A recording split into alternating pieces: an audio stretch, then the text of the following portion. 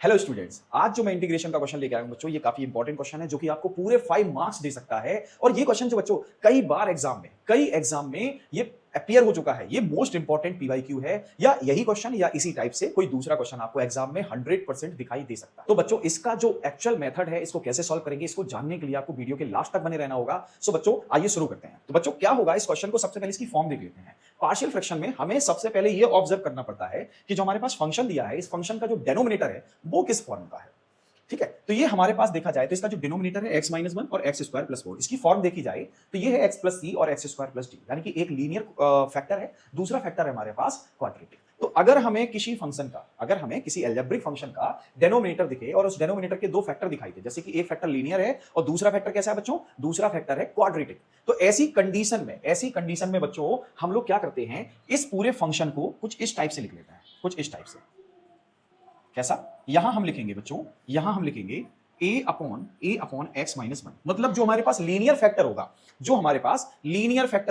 उस linear factor के numerator को हम कांस्टेंट लिखेंगे। ठीक है, और जो हमारा क्वाड्रेटिक फैक्टर होगा, जैसे कि x स्क्वायर प्लस 4, ये क्वाड्रेटिक फॉर्म है, तो इस क्वाड्रेटिक फैक्टर को हम जनरली एक लीनियर इक्वेशन के नीचे या लीनियर फंक्शन के नीचे लिखेंगे। ठीक है, इसका न्यूमरेटर क्या होगा, वो होगा bx प्लस सी। ठीक है बच्चों, और इनका सम लिखेंगे।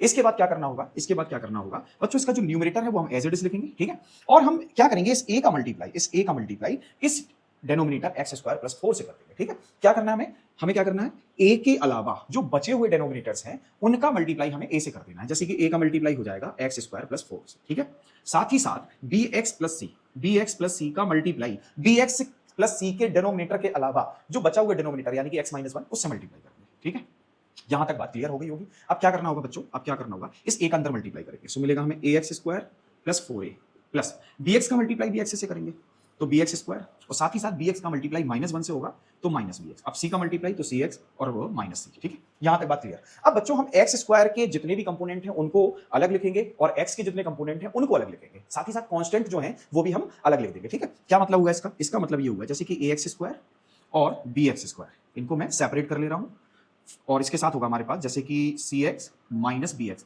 इनको सेपरेट कर ले रहा हूं, ये 4a माइनस c, इसको भी सेपरेट कर ले रहा हूं। ठीक है, अब इसके बाद क्या होगा बच्चों, मैं इससे x स्क्वायर कॉमन ले रहा हूं, सो मैंने x स्क्वायर कॉमन ले लिया, यहां मिला a प्लस b। ठीक है, इसके बाद यहां से x कॉमन ले लेते हैं, c माइनस b, और यहां पर हमें कुछ भी कॉमन लेने की जरूरत नहीं है क्योंकि ये एक कांस्टेंट है।